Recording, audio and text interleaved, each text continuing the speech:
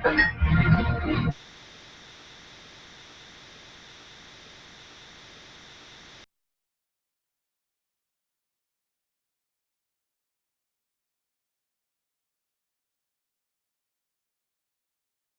in the NFL draft to the New Orleans Saints for, you heard it, $5 of Taco Bell breakfast coupons. And with that said, we open the 2014 NFL draft. The New Orleans Saints select in a surprise Ryan Landry, wide receiver, Nicholls State University. Congratulations, Ryan. Thank you, sir. Here's your official draft jersey. You pose here for the cameras.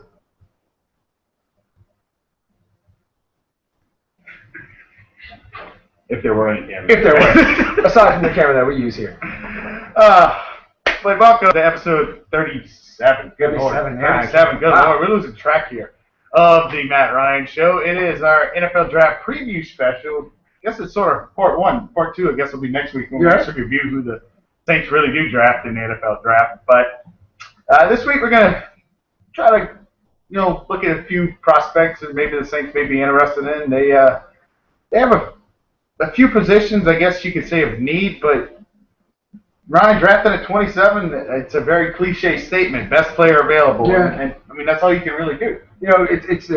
It's not a terrible spot. I mean, it's always the first round. I don't foresee the Saints ever trading their first round pick unless somebody throws them an offer they can't refuse. But even at 27, nobody's going to really trade a whole bunch up to get the 27th spot. But yeah, you're right, man. It is a best player available kind of thing. But as long as there's somebody to fill one of those need spots, we'll have options to pick from, players. And I think we're going to kind of run through the gauntlet of where we think the Saints could end up with going at the 27th spot. Yeah, and if you'd have thought, I guess, after the season ended, of course, the Saints fans have been asking this question for God knows how many years, but you would think the top need for the Saints would have been safety. But, of course, we seemed to address that in the offseason. Oh, yes, we did. The bird was indeed the word, and we got Raphael Bush back as well. The Saints are actually going to have some pretty decent depth there and parted ways with a couple other unnecessary players, I guess we could put it. But it's interesting to see that the Saints, I guess they do have some needs, but it's not one of these needs that it's, oh my God, if we don't get this right away, we're going 3-13 next season or something like that. Most of the pieces are in place for the Saints to succeed this year. We had a very successful season last year. It ended not so much the way we would have liked it, but at the end of the day, we just have a couple of spots to fill.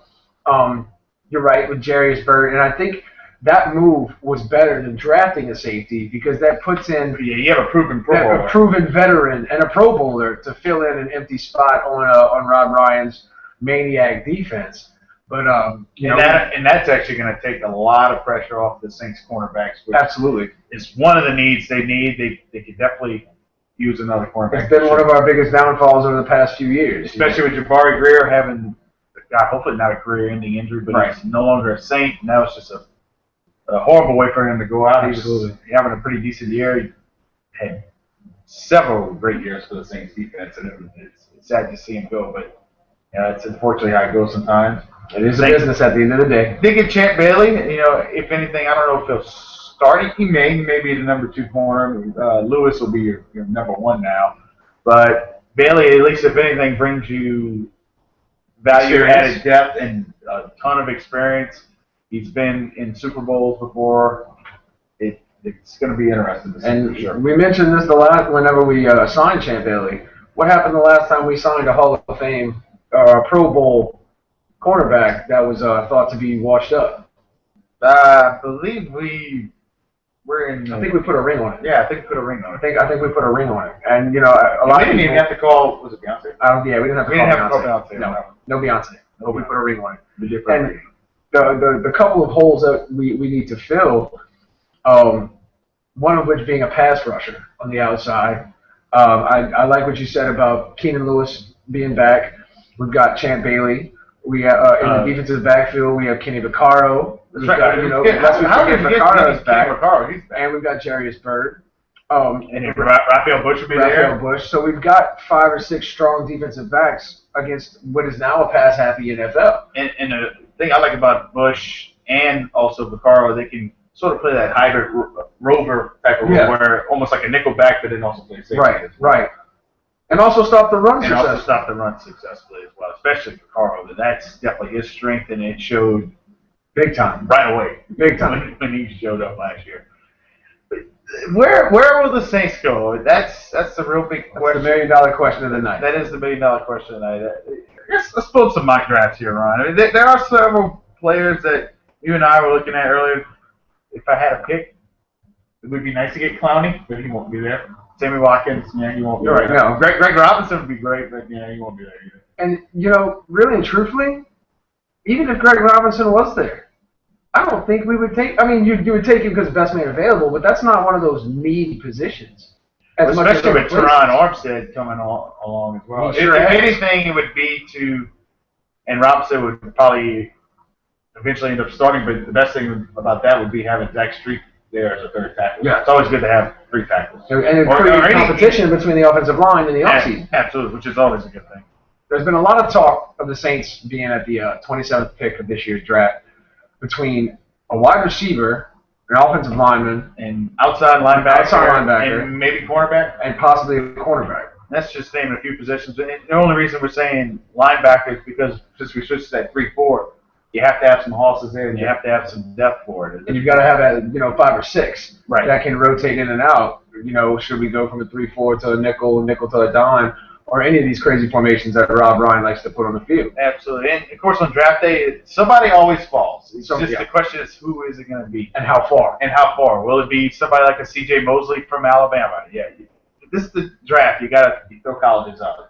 First of it, the guy can play ball. He can ball. And so can, what's his name, Shazer from Ohio State as well. Another school that people down here, a lot of our fan base don't care for. But once he puts on the black and gold, I don't care they went to Ohio State. Right. Except for Mark Ingram. I still have a resentment against him. Well, he just hasn't done much. Right. But anyway, we digress.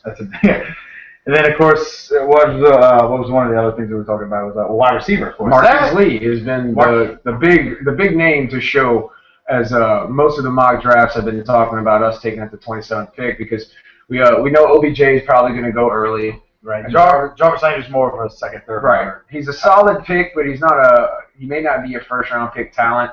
As much as we love him down here, we would love for a boy who played at Lutcher to play in purple and gold, in black and gold, excuse me. And he said it himself. He loved to play in New Orleans. And Sean Payton likes him. And that's another thing. Maybe they think he'll be there in the second round or something like that, and they won't have to go wide receiver. Right. If some of these other guys that may or may not be on their draft board higher up. That's the beauty of the draft. It's so unpredictable. And like some of the mock drafts we looked at, OBJ fell to 28. In one of them, which fell past the Saints, and we both laughed and we both said, if that OBJ is available at 27, Peyton's the clock's going to start ticking, and 10 seconds are going to go by, and OBJ will be in black and gold. But it's all hypothetical until Thursday night. Exactly. Then one of the other positions of interest we were looking at was defensive end. Yeah, and we saw a couple of SEC guys come up on the board. Coley Ely out of Missouri. He only had a 40 of 4.92, but he played stout ball. He was more one of those run stuff, and he kind of stayed in position type of guys. That was the one that kind of surprised us. And then we also have what's his name from Auburn? I can't think of his name. I'm gonna pull it up and say. We're trying to remember all these names, right off the bat. But hold on, we got it right here. Who was it? Eventually we'll get there. Pass it up. Yeah, I did pass it up. There we go, Dee Ford. Yeah. Who was probably one of the few good people on Auburn's defense. And he definitely showed up in the national title game against Florida State. He did a pretty decent job there against Winston, for sure. In fact, this is a little off topic. Somebody brought up a good point in there. I know he got suspended for a game for baseball, but somebody was saying that Florida State, they really want to make a statement and show him that he's not untouchable. Suspend him for Oklahoma State to open the year. Of course they won't. But of course they won't. Makes up an interesting point for sure. It's Free Shoes University. We could ramble on and on about how the Heisman Trophy winner got caught for stealing, and the Heisman Trophy is based on an athlete that has fantastic character as well as fantastic showmanship on the field and in the classroom. But that would take away from our time about the beloved Saints. Right, and So, not to mention the show isn't about James Winston. no. Probably nobody really cares about him. I sure don't give a shit. Sorry, Mom. It is what it is. But that's what's going to make the draft so interesting. And then one other position that you and I were talking about was offensive line in addition to tackle. Marcus Martin is a guy's name that came up that the Saints brought in for a workout. That might be one of those guys that the Saints pick, and a lot of people's thoughts at first, it's not this flashy guy that sticks up. Like, be one of those first reactions like, what are we doing? Type of thing. Right. But that's also the beauty at 27. You're going to get a good player at 27, but you're also looking almost for just to fill in the missing pieces of the puzzle, a la what the Patriots have been doing the last 15 years. Yep. And that's what they do every year. They stockpile draft picks. Or maybe there's a few players that the Saints still like. They may get the beauty of being able to trade back a couple picks and get an extra second-round pick or something like that. Maybe two. Maybe two. You know, and as we said, you know, Jarvis Landry is probably going to be a second-round pick, and this year's draft is loaded. Oh yeah, It is this is one of the loaded. deeper drafts in a while. Loaded with talent, where you know if you take some of the players who we taken in the second round and possibly third round this year and put them in say the 2012 draft, 2011 draft, they'd be first-round picks. Oh, absolutely. Yeah, the last couple drafts, it seems like they have not been that deep. Not much. Now then again, that could change because one of the articles I always love reading, they say it's the redraft type of thing. Yeah. And this was the one from 2012, and they redid a mock draft. Honey Badger went number 5 overall. Looking at what his value is now. Yeah, it goes to show you how the draft's so unpredictable. And keep that unpredictable word in mind. One of our fan mail questions we got a really interesting one, deals with unpredictability in the NFL draft and something else. Excellent. We'll get to that. Now, we got some good fan mail today. I was Excellent. pleasantly surprised. But before we get to that, I guess we also have to do our other duty and talk about The choke act this weekend? Yeah, LSU baseball did not get the job done this weekend after, well, almost blowing the first game after being in complete control after 8. Hung on to squeak by an extra inning. No, we didn't hang on. Thank you, Jared Foster, for stopping us from getting swept. Single-handedly, that one catch. Yeah, The difference in the weekend. that's one of the greatest catches I've ever seen. That includes guys like Jared Mitchell and Leon Landry that we've had in the past. But LSU failed again to swing the bats for God knows how many times this year. 9 runs against A&M pitching in a weekend. That's not going to get done. I know the pitching had a couple flaws this weekend, but at the same time, they also only gave up 10 runs. Mm-hmm. There's two 1-run ball games. Yeah, and then Sunday. Mm-hmm. Pitching, I thought overall did well enough to win. We're not hitting the ball, and you win a team and lose to the team line. But those 2 losses against A&M, I don't care if they're home on the road; those were bad losses, and I think it virtually throws LSU out of any kind of national seed. They are now on the bubble to even host the regional right now. They have some work to do. Starting this weekend against the Alabama Crimson Tide, Paul. At the box, though. At the box. At the box. It'll be the final home start of the regular season, hopefully not the last start ever for Aaron Noel and the Tigers. LSU needs to come out. I'm not even talking a serious win. A sweep would be really nice for LSU. That would be 3 quality wins. In fact, I was looking at the RPI earlier today. I guess the top 30, LSU does not have a good record as far as the RPI. I think it's something along the lines of 5 and 8. Yikes. Yeah, it's not good.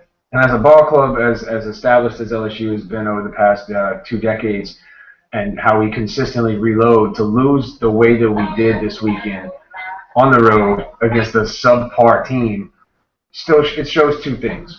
One, the SEC, as we've said all season long, is absolutely stacked. I don't think I've ever seen it this deep. I think somebody was saying they're probably going to get 10 teams in the tournament. That's incredible. I mean, that's almost the entire conference. Yes, out of 14. That's what, 5 out of 7.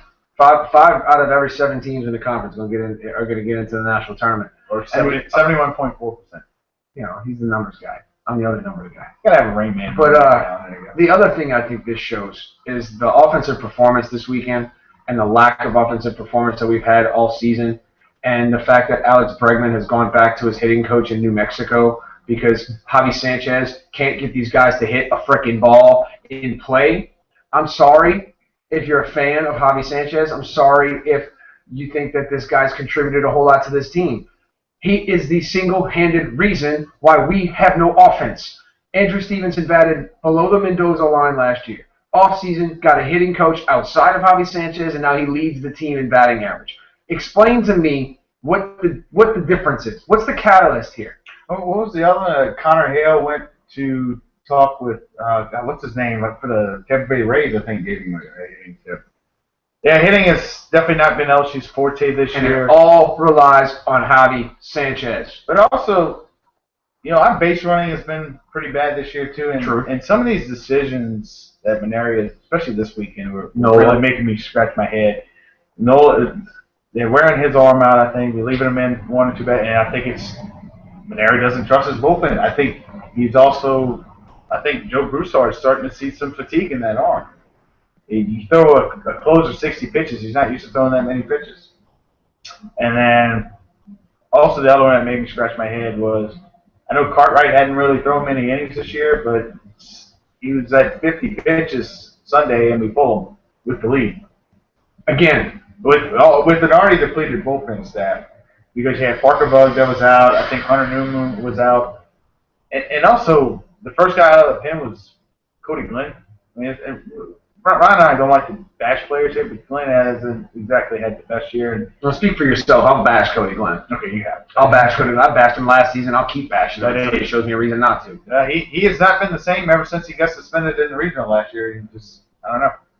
But yeah, it seems like he's been throwing batting practice out there with those flying fastballs. That's about it. He's throwing 79-mile-an-hour fastballs that have no movement whatsoever. And you wonder why his ERA is probably north of 5. I think it's going towards 6 now. But yeah, the Tigers are in trouble.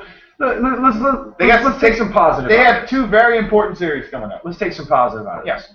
We're almost guaranteed a shot in the NCAA tournament. We would really have to blow it. Well, they'll be in it to not make it to the NCAA tournament. Yeah, unless the apocalypse happens, they'll be in the tournament. So they still are a pretty good chance of hosting a regional, barring another collapse. I don't see why LSU can't win at worst 4 out of the last 6 against Alabama and a very bad Auburn team. I don't care if it's on the road or not.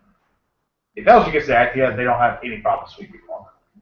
Which means, you know, they get sets us up for a 3 or 4 seed going into the SEC tournament. Right, and that's key. You get that bye in the SEC tournament and you're a top 4 seed in the regular season. I think 4 SEC teams at least will host a regional. Wow. And you'll probably get at least 2 national seeds. And then here's the other crazy thing. What if it comes together this weekend? What if LSU runs the table, goes 6-0 to finish with the SEC? That'll give them the 19-11-1, which is in. Should be 20-1, or it would be 20-10. Yeah, true. Which will put them right up there with Ole Miss in a shot to win the West. Ole Miss is in the driver's seat right now. All they have left is Georgia and A&M. They finished actually on the road at A&M, and A&M will be a hungry team because they're trying to get in the tournament right now. Maybe they'll play as well as they did against LSU and help the Tigers out a little bit. And then Georgia actually this weekend won 2 out of 3 against South Carolina. Maybe they're starting to come on. They're 2 out of 3 from Alabama the weekend before. That's right. They're trying to get in the tournament right now. So, still some baseball left. Some teams can, you know, in a way, still control their own destiny. True. As well the Tigers can. And even if LSU didn't win the West, if they ran the table, went 6-0, make a run in the SEC tournament, maybe the SEC gets the impressive 3 national seeds. Or even if a team like South Carolina does that. You're right. But I think the only lock right now is Florida. And then I think the other one up for grabs right now is going to be between Vanderbilt, South Carolina, Ole Miss, and LSU. One of those 4 teams I think will get at least another. Just because of how deep the conference is. But a lot of baseball left to be played for sure. What? Ryan, do we have any? I don't have any fan mail, but what about you? You guys, you said we have some good ones. Here's the first one, guys. Speaking of parity NFL, What do you believe is more unpredictable to pick? The first round of the NFL draft, this includes trades, like predicting like a big trade, or and this is likelihood of getting like everything perfect. Okay. Right. Getting the first round of the NFL draft perfect, or getting the first round of March Madness perfect. That's tough. The NFL. I think just because of the trades, I'm going to go NFL. Now, if you're going full March Madness bracket, it's definitely March Madness, I think. Even then, so I still think the NFL, because up to a certain extent, you can predict the NCAA tournament. You can. The NFL, all the mock drafts we've seen have Jadeveon Clowney going to Houston at number 1. Right. I mean, Houston could just as easily trade that number 1 pick to whoever for a second, a third, a fourth, a conditional second in the 15 draft. So because the NFL is a business and the NCAA tournament is strictly an athletic tournament, right, based on talent and matchups and the whole 9 yards, you'll never be able to predict what guys like Mickey Loomis have in mind of what they want to do with those 7 rounds, or even with that first round. Right. They may have something in store for the second, third, and fourth round to where that first round pick is less valuable because of what they'll get in the second, third, and fourth. The business model. That's my take on it. You can argue it either way. You really can. For sure. It definitely makes for an interesting. Because then you got to pick 64 basketball games right. This is true. Good luck. Let's see. Moving on to fan mail. Here's another good one. I actually like this one. It goes, take the big 5 sports at LSU. The big 5 sports are defined as football, baseball, softball, men's and women's basketball. Who rank them 1 to 5 best coach at their craft? Number 1, Les Miles. 2, Maneri. Not because of what Maneri is doing now, but because of his track record. Okay. 1, 2, basketball, anyway. Men's, women's, softball. Men's, women's, softball. Okay. Coaches' names have left me right now. Oh, I'm sorry. You got Johnny Jones for the men. Miles, Maneri, Jones. And then you have Nikki Caldwell for women's basketball. Caldwell. And Beth Torina for softball. The beautiful thing is all 5 of these coaches have brought LSU and those 5 sports to the national limelight. All 5 of them, right? The women's basketball team made the Sweet 16. Torina's made a World Series. The softball team has made its World Series. And they're consistently in the top 25 and competing in the SEC and on the national level. They had a slow start this year, but they've gotten really high. And the SEC is no slouch in softball either. No, Alabama's number 1 in the nation. Alabama's been up there for years. Yeah. Florida's good. Yeah, Florida's very good. Tennessee's really good. Tennessee, I think, made the finals last year. LSU, so to be in the top, to be in national contention in 4 out of the 5 sports, men's basketball is the toughest one. Yeah. Because men's basketball outside of the SEC is, I feel like, is light years ahead of the SEC, except for the likes of Kentucky. Yeah. And Kentucky can't talk about their football team because basketball is their craft, and they, so to speak. They're going to be ridiculous. Yeah, their entire team's coming back, pretty much. Just about. Yeah, I definitely agree with you on 1 and 2. I thought it's Miles at 1, and I don't think it's even close. But before I get to I'll say my second one I have at Paul Maneri. And somebody I was reading on Tiger Drops has actually talked about this as well. They go, the real answer is in May, it's Les Miles at 1. In November, it's Paul Maneri. That's a good one. That's a good one. 3, I have Nikki Caldwell. Women's basketball coach. Now, I'm sorry, this is what I'm thinking at their actual craft. Okay. I think she's a great X's and O's coach. I think she's building a foundation down there. I got Torina at 4, Johnny Jones at 5. Wow. And that's not to say if 5's bad. I think Jones still has a little proving to do. Yeah.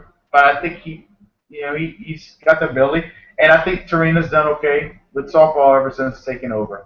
I think if you watch women's basketball, You hit a nail on the head with something you said. Women's basketball is all about the X's and O's. Oh, absolutely. All about the I mean, X's look and at O's. Pat Summitt. She did that Because for years. they don't have the flashy flair side of men's basketball, because 99.5% of those women that play basketball can't dunk.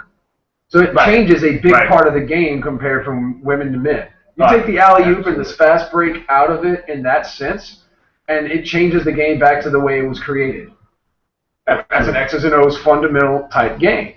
And it's interesting that you brought that up, because every time I watch women's basketball, a lot of people find it boring, and I actually kind of enjoy it. It reminds me like high school. High school ball, yeah, because it's technical basketball. It's like watching the Spurs play. It's plays being ran. It's not an NBA jam. Right. It's like watching the Spurs play. Right. It's fundamental, sound, Is it technical the most basketball. exciting thing to watch? No, but it's fundamental basketball. If you appreciate sports for what they are, and not for the showmanship of it, women's basketball is awesome to watch. The last fan mail we got actually deals with the World Cup. This is an area. Oh, we're 3 weeks removed from the World Cup show. Oh yeah, this is one of those once in a lifetime scenario questions. Okay, this is the scenario at hand that I was asked. United States makes history. They're playing Brazil in the World Cup final. Okay. Yes, I will be there in discussion. At least. Oh, that's not the question. At least sorry. let me finish the Sorry, I question. thought that was the question. If we would go. It's along the lines of that, yes. But at least let me finish the question first. So yeah, USA will be playing Brazil, and you know for a fact this is a once in a life. They will never make the finals again. If you knew you were guaranteed at least the right to purchase a ticket, it would not be at face value. You're looking at probably about $2,000 just on the ticket alone. Would you basically find the funds possible and try to get a flight to Brazil, sleep on the beach if you had to, you know, if you couldn't find a hotel, because I'm sure hotels are going to be hard to find there. And go to the game, of course, you know, spend all that money to go watch the U.S. We don't know if they're going to win or lose that game, but it would be the U.S. playing in the World Cup final. Or option B, go to, let's say, the American Outlaws' biggest watch party or something like that in the States, and you were at least guaranteed like you pay a fee to get into the party, but it's open bar, it's an all-day affair, and all that stuff. That's a tough one. I'll be honest. I'll be honest here. I would take option B. Option B? I would take option B for the main reason is that it would feel like Tiger Stadium on steroids. Yes, we wouldn't be at the game.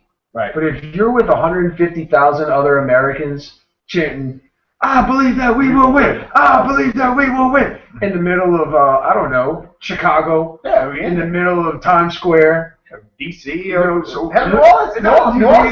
To hell with it. Put it in the French Quarter. Yeah, New Orleans is a big following of the American Outlaws. You know, I would want to be with the people and save myself the $5,000. Now, fast forward 10 years from now, if I could afford it, I'm going to Brazil. Yeah. But for where I'm at right now in 2014, I'd want to be with the people with an ice cold Miller Lite and about 20 of my best friends and in the streets of America. Because they would show us internationally on that TV, and I'd be one of those guys jumping up and down in the streets like they did in Madrid and Barcelona.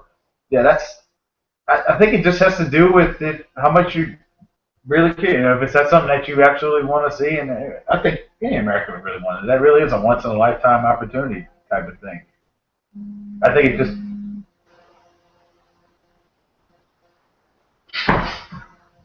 All right, seriously, quit sending me Snapchats during the show. I'm not going to say who it is. Debo.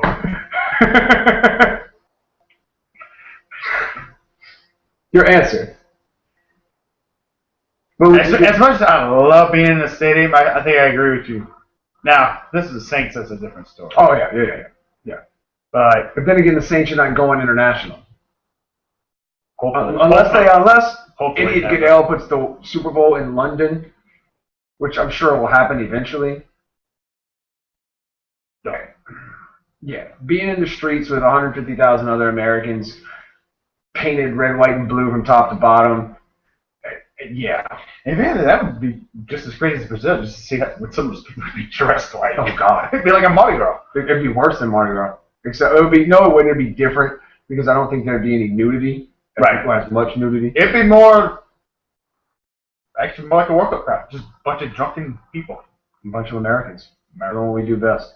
But Cheering on America. But that said, Good question. kudos on the fan mail this week. Absolutely. A+ effort. You get a less mouth clap. You get the last clap. You get the last clap. But that's all the time we have for this week's show. Next week, Ryan and I will analyze the Saints draft. We'll be giving some grades and all that stuff. More football. It's always a good thing. Talk a little LSU, Alabama.